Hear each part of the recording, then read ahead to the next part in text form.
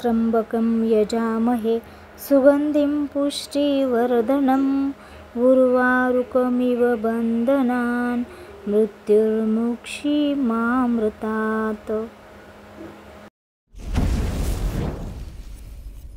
नमस्कार सर्वांना। सर्वप्रथम तुम्हाला श्री स्वामी समर्थ, जय जय स्वामी समर्थ। माझ्या नवीन व्हिडिओमध्ये तुमचं खूप खूप स्वागत आहे।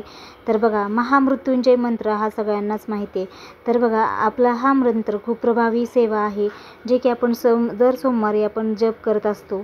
तर आजारपणात कशामुळे केला जातो, त्याचे महत्त्व काय आहे, तर हे आजच्या व्हिडिओमध्ये जाणून घेऊया।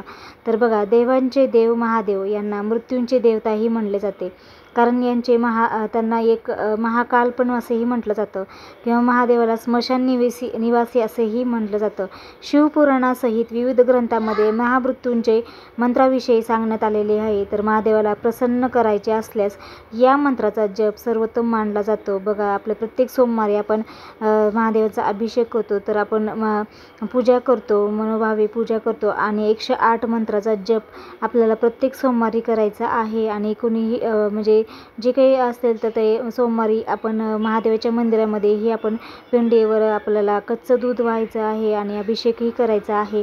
तर बघा, यामुळे काय होतं, तर आपल्या बघा महादेवाला प्रसन्न करायचं असल्यास तर मंत्राचा जप करायचा आहे सर्वोत्तम। जर तुम्हाला शक्य झालं तर ते महादेवाच्या मंदिरात जर तुम्ही अभिषेक प्रत्येक सोमवारी करत असाल तर तिथे महामृत्युंजय मंत्र 108 वेळेस तरी नक्कीच वाचाल, म्हणजे मंत्र जप करायचा आहे। तर ते मंत्र आपल्याला रुद्राक्षाची माळ आहे, तर त्याने आपल्याला मंत्राचा जप करायचा आहे। तर बघा, एखादा व्यक्ती खूप आजारी आहे किंवा जखमी असेल तर त्यांच्या रक्षणासाठी या मंत्राचा संकल्प प्रभावी मानण्यात आला आहे।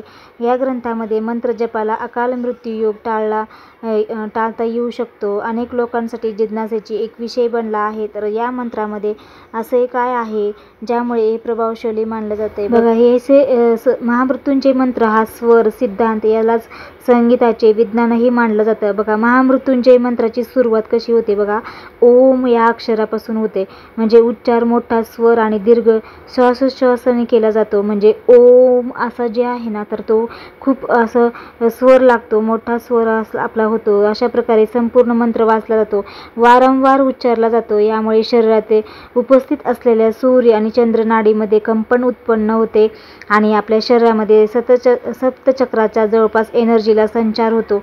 हा संचार मंत्र उच्चार करणाऱ्या आणि ऐकणाऱ्या व्यक्तीच्या शरीरावर होतो। म्हणून आपण जेव्हा त्यामुळे काय होतं की हे मंत्र जप करताना शरीरात शक्ती येते, रोगप्रतिकार शक्ती वाढते। अशाच प्रकारे मोठे स्वर आणि दीर्घ श्वासाने या मंत्राचा उच्चार केल्यास आजारपणापासून लवकर मुक्ती मिळते। म्हणून आपण जेव्हा सोमवार आपल्याला म्हणजे महादेवाचा वार असतो, तर त्या दिवशी आपल्याला मनोभावे पूजा करायची आहे आणि आपल्या रुद्राक्षाच्या माळाने आपल्याला मोठ्या स्वरनं म्हणजे ह्या महामृत्युंजय मंत्र 108 वेळी तरी म्हणायचा आहे। बघा, यामुळे तुमचा नक्की फरक पडेल। जर तुमच्या घरामध्ये कोणी आजारी असेल तर त्याचं जेव्हा महामृत्युंजय मंत्र आपण देवासमोर बसून जर म्हटला तर त्याची विभूती जर आपण जर त्या आजारपणाच्या माणसाच्या लावलं तर त्याला खरंच त्याची जी काही तीव्रता आहे ते नक्कीच कमी होते आणि तो आजारपासून जर लवकरच बरा होईल।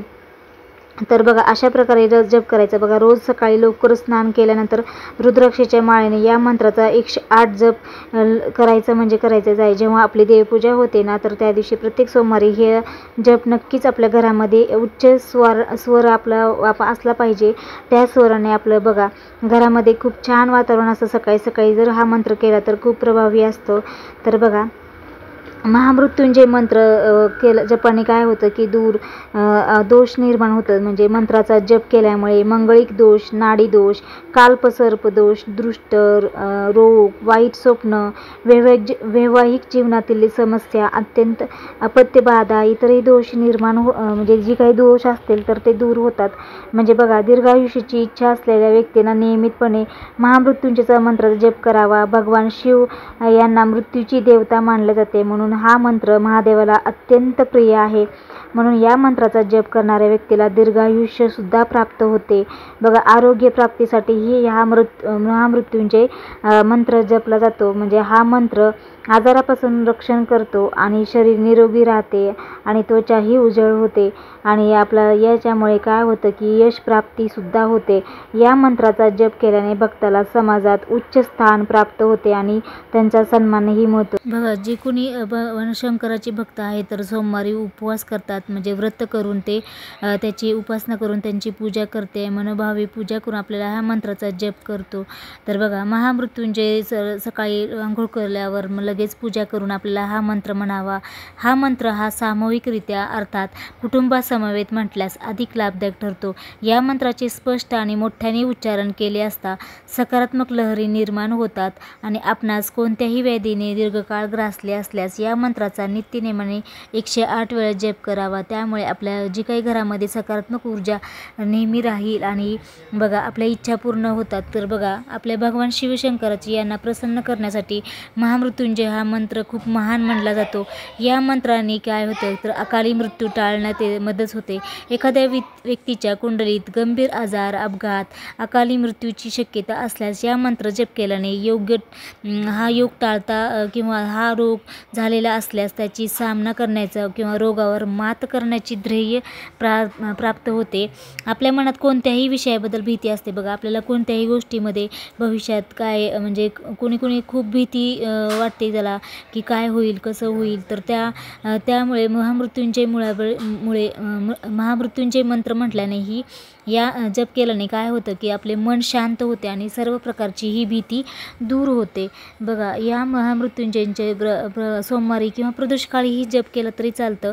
म्हणजे बघा, दोन्ही जी काही काळ आहे तर ते शंकराचे आहे. तर बघा, आपण जे महामृत्युंजय मंत्र जप करताना आपल्यासमोर शिवलिंग असावा किंवा महामृत्युंजय यंत्र असतं बघा, तर ते यंत्र आपण घरी पण आणू शकतो. तर ते महामृत्युंजयचं यंत्र आपल्यासमोर ठेवायचं आणि जप करताना कधी कंटाळा करू नका, आळस देऊ नका, मन एकाग्र ठेवा. मंत्र जप करताना कोणाशीही बोलू नका. भक्तीने आणि श्रद्धेने या जपाचे नित्यपठण करा. बघा, आपले महादेव तर खूप भोळे आहे. तर बघा, त्यांची मनोभावी जर पूजा केली तर आपण प्रत्येक सोमवारी जर मंदिरामध्ये जाऊन आपण अभिषेक केला, त्यांच्या पिंडीवर आपण कच्चं दूध वाहिलं तर आपण खरंच आपल्या मनोकामना खरंच खूप पूर्ण होतात आणि आपल्या जी काही आयुष्यामध्ये अडचण आहे सगळ्या दूर होतात. आपले रोग, आपल्या घरामध्ये बरेच जण आजारी पडतात, सारखे आजारी पडतात. तर आपण जेव्हा काही जप करतो महामृत्युंजय तर त्याची विभूती आपण ज्या व्यक्ती आजारी पडल्या घरामध्ये त्यांच्या कपाळावर लावावी. तर बघा, यामुळे नक्कीच फरक पडतो. तर बघा, हा व्हिडिओ तुम्हाला महामृत्युंजयच्या आजारामध्ये कसा पद्धतीने केला जातो तर कशा प्रकारे करावा तर या विषयी मी ह्या व्हिडिओमध्ये सांगितलेले आहे. तर व्हिडिओ आवडला असेल तर लाईक, शेअर, सबस्क्राईब करा आणि कमेंटमध्ये आपल्याला ओम नमः शिवाय लिहायला विसरू नका.